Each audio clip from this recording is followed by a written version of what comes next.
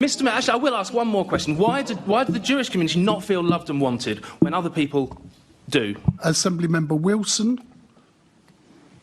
Thank you, Chair, and good morning, Mr. Mayor. And I'm sure you won't be surprised to hear me wanting to talk about this issue as well. You know, it's an issue I've been very passionate about over the last year and a half since I've been elected, and indeed before that. So, on Friday, the Home Secretary asked protesters to show some love and solidarity to those who've been murdered and not go ahead with protests at the weekend. The Met Police made a similar request on Thursday afternoon, asking them to consider pausing your activity and postponing it for another weekend. And in relation to events on Tuesday, the Prime Minister asked university students not to protest, saying it was un-British to have so little respect for others.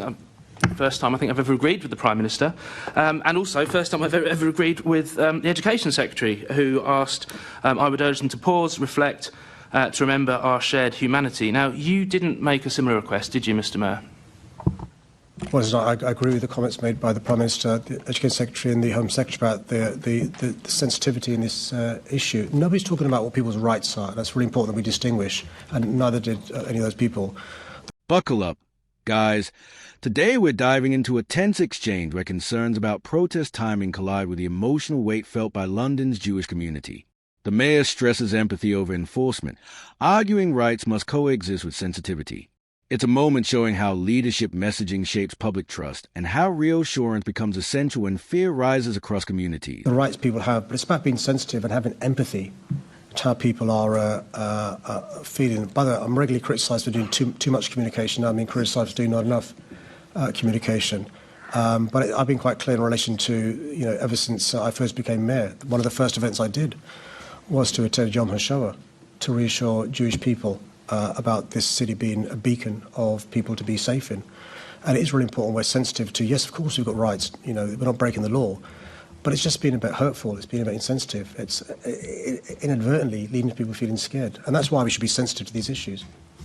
Absolutely, we should be sensitive, and that's why all those four Labour politicians who I've just quoted all respectfully asked those protesters to not protest on Saturday, to not protest on Tuesday, on the anniversary of that horrific massacre in Israel, 1,200 people killed and the hostages taken. But you asked people to be mindful. Now, I mean, on a scale of 1 to 10, how mindful do you think the chants like globalise the Intifada really are? I'm really happy to play semantics with the Reform Party all day long if we're going to compare and contrast words we use in terms of public discourse and debate. Wilson raises the stakes, arguing chants like globalize the Intifada go beyond protests and deepen a culture of anti-Semitism left unchecked. She insists authorities must act when rhetoric crosses into intimidation, warning that fear grows when these moments aren't confronted. Her push highlights a demand for clear boundaries and the expectation that leaders intervene when words begin echoing as threats. Look, I'm quite clear in relation to what happened last Thursday was a heinous terrorist attack. The only reason those people were attacked was because they were Jewish. The only people that place of worship was attacked was because it was a synagogue. We also know, park for a second, it's the most religious day in the Jewish calendar, Yom Kippur. Jewish people were fasting and, repenting, not having access to their phone. As soon as word spread about that attack on the synagogue, people were really, really scared. People were staying in their homes and not leaving homes. And what I want to see is people being kind to their neighbours, showing friendship, checking up on their friends, seeing how they're doing, how they're feeling. You can call that mindful, you can call that being a good citizen, you can call that being British, but it's basic humanity. And we can debate words or semantics, but I know, as the mayor for more than 9 years, how I've made Londoners have a sense of belonging, and how the Reform Party has done the opposite. Back to my question, globalise the Intifada. That is not a mindful thing to say, is it, Mr. Mayor?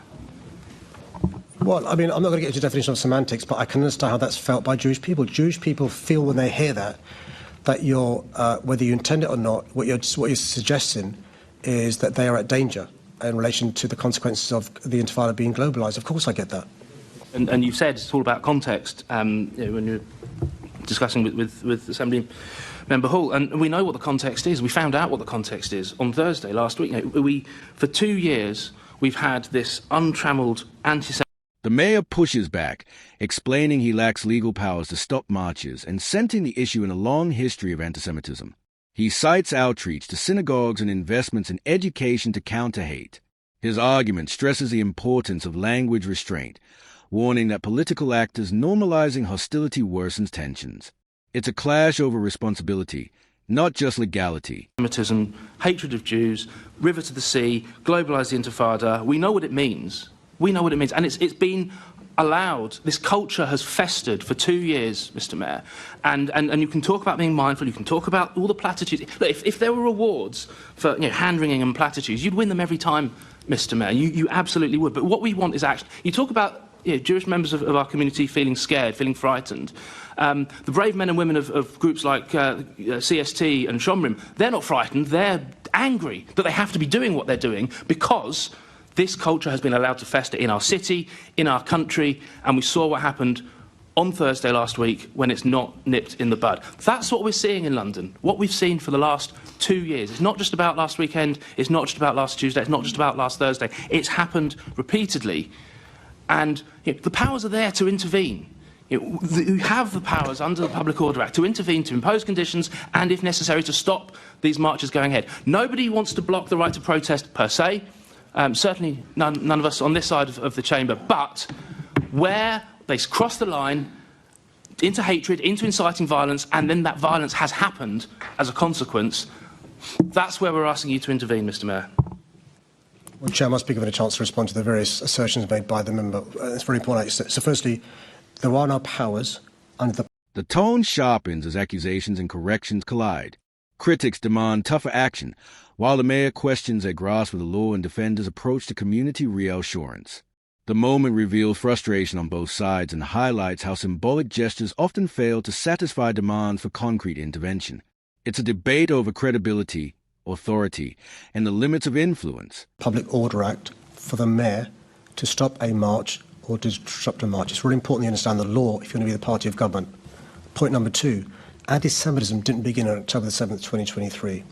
Point number 3, it's arguably the oldest form of hatred known to mankind. Point number 4, I was the mayor of London. They went to synagogues in the weeks preceding the terrorist attack on a synagogue in Pittsburgh in the USA. That was before October the 7th, 2023. I'm also the mayor who has invested a huge amount of money in educating young people across London about the dangers of anti-Semitism and other forms of hate crime, to teach our young people to be resilient and stoic when it comes to hatred against their fellow citizens because of the colour of their skin or because of the God they worship.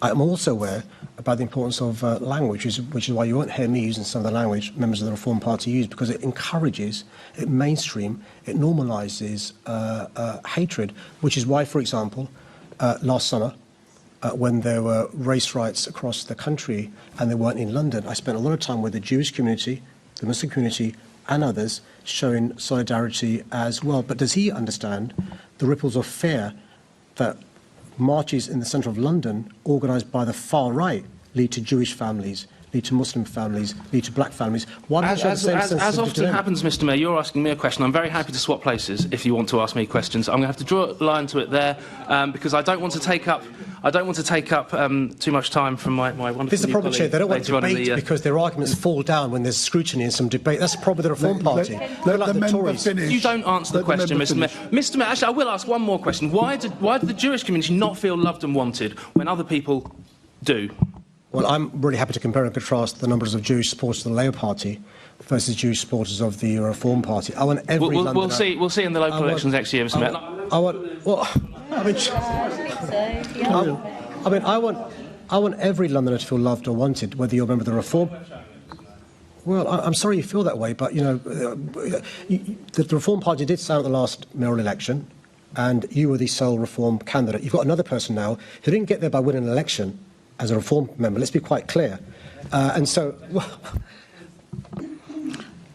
OK, right. The confrontation closes with political jabs, unresolved tension, and a final question about why some Jewish Londoners feel unsupported. The mayor reiterates commitment to all communities while challenging partisan narratives. The exchange underscores how fear, rhetoric, and leadership intersect, and why clarity in action matters.